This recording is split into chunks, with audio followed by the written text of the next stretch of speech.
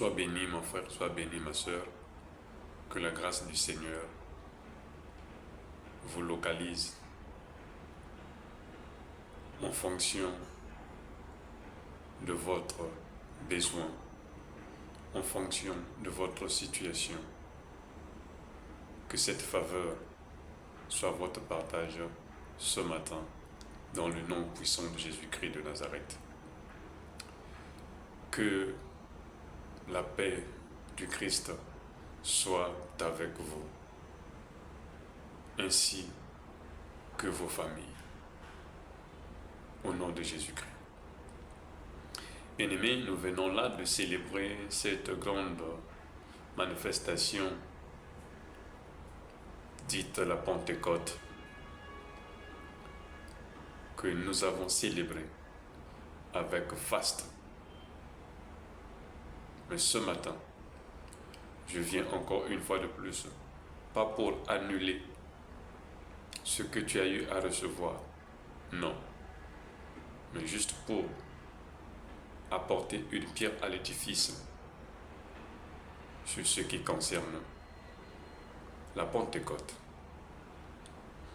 Je sais que vous avez la connaissance de l'historique de la Pentecôte, qui d'origine n'était pas une fête chrétienne. Vous êtes bien enseigné là-dessus. Et vous avez de la connaissance.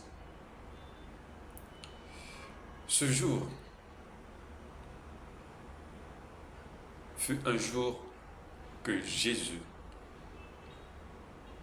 a trouvé bon d'apparaître devant le monde, face aux nations. Cette fois-ci, ce n'était plus d'ordre physique, c'était maintenant d'ordre spirituel. La Pentecôte, c'est le jour que nous savons tous, le jour auquel le Saint-Esprit est descendu sur terre. Après la promesse magnifique de notre Christ, qui déclare qu'il ne laissera point orphelin, il nous enverra le Consolateur, l'Esprit Saint, l'Esprit de vérité. Mais cet Esprit a une mission, et cette mission doit transiter par toi et moi. Nous avons dit lors de l'ascension, c'était une phase préparatoire. On pouvait encore dire que c'était la passation de service entre le maître et ses disciples dans cette période transitoire. Nous avons célébré la Pentecôte. C'est une bonne chose. Nous avons eu des services de puissance qui ont impacté nos vies. C'est une très bonne chose. Mais nous ne devons pas ignorer qu'après la passation de service qui s'est passée le jour de l'Ascension, que Christ est monté auprès du Père, il a encore réitéré cette mission, cette recommandation qui nous trouvons dans le livre des Actes des Apôtres, chapitre 1er, le verset 8, que vous recevez une puissance. Le Saint-Esprit surviendra sur vous et vous serez mes témoins. Bien-aimés, le jour de la Pentecôte, c'est l'accomplissement de ces dernières paroles que moi j'appelle les orientations de la passation de service. Bien-aimés, sache-le que la Pentecôte, face à nous, c'est la responsabilité et l'engagement de la mission. La Pentecôte, C'est le jour que ce passage est maintenant posé sur nos épaules, d'aller évangéliser en commençant à Jérusalem, la Judée, la Samarie, jusqu'aux extrémités de la terre. Bien-aimés, la célébration de la Pentecôte ne va pas seulement s'arrêter à l'effusion du Saint-Esprit. Cette journée est une journée de réflexion que chacun de nous doit se poser la question s'il est capable de faire face à la signature qu'il a eu à poser le jour de la passation de service, de la tâche qui lui est maintenant incombe.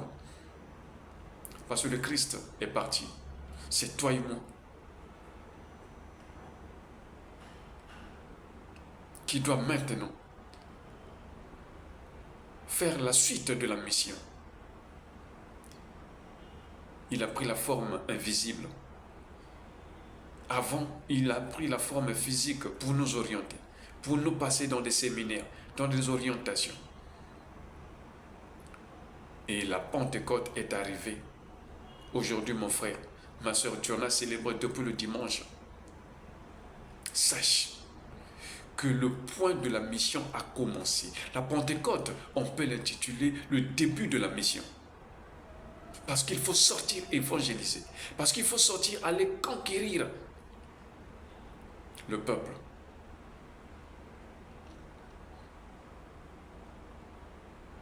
La grande mission a commencé. Si tu n'avais pas conscience, prends conscience que la grande mission a commencé. Parce que le Christ ne portera plus la chair afin de faire cette mission. Raison pour laquelle il nous a donné cette disposition d'être son temple, d'être sa maison, afin que la mission puisse se manifester comme il veut, la conquête de son peuple perdu. La recherche des brebis égarées. Bien-aimé, comprends que la Pentecôte n'est pas seulement un slogan. C'est là où Christ nous regarde maintenant. Tu as reçu le Saint-Esprit, oui. C'est pas seulement pour que tu sois un spectateur. C'est pas seulement pour que tu sois un animateur dans nos lieux de culte. Non, le Saint-Esprit n'est pas venu sur toi pour que tu sois comédien dans des transes inutiles. C'est pour que tu accompagnes la mission. Tous, nous étions en stage. Nous avons reçu nos certificats de stage. Et maintenant, le temps est arrivé que nous devons nous jeter à l'eau. Le Saint-Esprit est arrivé sur toi. C'est pour que tu accomplisses cette séquence de recommandations. Le Saint-Esprit surviendra sur vous. Vous serez mes témoins.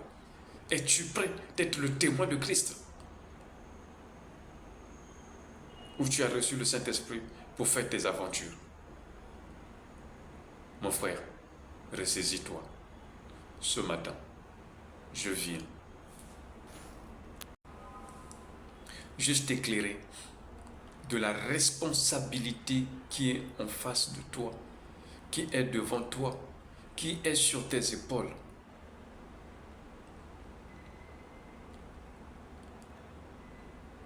Nous sommes sans ignorer, dans les Actes du chapitre 2, quand le Saint-Esprit est descendu avec toutes les caractéristiques, les gens traitaient ces hommes comme nous voudraient traiter. Mais ces hommes ne sont pas restés dans leur position des critiques. qui recevaient des hommes.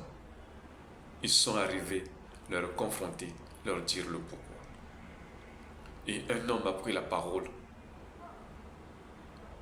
Le Saint-Esprit peut te rendre ivre. Ne laisse pas que cette position d'ivresse, que les hommes se moquent de toi. Non. Mais qu'ils sachent qu'il y a un changement. Toi qui ne connaissais pas parler, toi qui avais honte, toi qui avais peur, les choses ont changé. Parce que tu as eu la mission et la recommandation t'a été donnée. Tu dois te jeter à l'eau. Pierre s'est levé. Il a commencé à prêcher. Il ne s'est pas enfermé. Plusieurs détails sont là-dedans. Mais je suis juste venu te dire ce matin que tu comprennes que la Pentecôte ne se limite pas seulement sur l'effusion du Saint-Esprit. Sache-le que c'est plus grand que ça. Parce que c'est le début de la mission. C'est le début de la mission. La mission du Christ est sur toi parce que tu as reçu le Saint-Esprit. Et toi, mon frère, qui n'a pas encore reçu le Saint-Esprit, ne te fatigue pas, ne te décourage pas. Toi qui peut-être dans la salle, tu as vu que les autres ont eu des manifestations parce que l'onction est descendue sur eux. Toi, tu es passé comme inaperçu. Non, tu n'es pas passé inaperçu devant le Saint-Esprit, devant le Christ. Sache-le, à cette célébration, c'est revenir dans sa conscience de la mission qui nous est assignée. Que le Seigneur te bénisse. Ne prends plus la Pentecôte comme une simple fête, juste limitée à des services d'onction, d'infusion du Saint-Esprit. Non, c'est plus que ça, la Pentecôte. Que le Seigneur te soutienne. Ressaisis-toi. Cette exhortation, ce n'est pas pour te condamner, c'est pour t'éveiller. Que tu aies la connaissance de la responsabilité qui se repose sur toi aujourd'hui. Ce n'est pas seulement le pasteur. Tous, nous avons cette responsabilité parce que le Saint-Esprit, la Pentecôte, n'a pas été seulement circoncis aux hommes de Dieu, appelés au ministère ou aux serviteurs qui œuvrent dans nos lieux de culte. Non. Et ceci pour tout le monde. Tu as reçu le Saint-Esprit, tu as la mission sur toi. Ressaisis-toi et lance-toi dans la mission. Le Christ prendra plaisir de toi. Parole du Seigneur. Je suis votre frère, l'évangéliste Dimi Géry, qui, par mon canal ce matin, le Christ a donné cette information que nous sommes venus partager. N'hésite pas de me laisser le message si tu as besoin d'une aide, d'un accompagnement. Nous le ferons à la hauteur de la capacité que Christ nous a mis. Je ne venais pas pour te persuader, non, ni pour te tromper, non, ni fourmenter des informations dont je n'ai pas connaissance. À la hauteur de ma connaissance, à la hauteur de ce que le Christ a mis en moi, on interviendra. Que le Seigneur te bénisse. Je réponds au 05 555 55 96. Sur mes postes, j'ai toujours placé le numéro. Ce numéro n'est pas pour vous arnaquer, c'est pour qu'on se soutienne mutuellement dans la mission et dans le service. Que Dieu vous bénisse.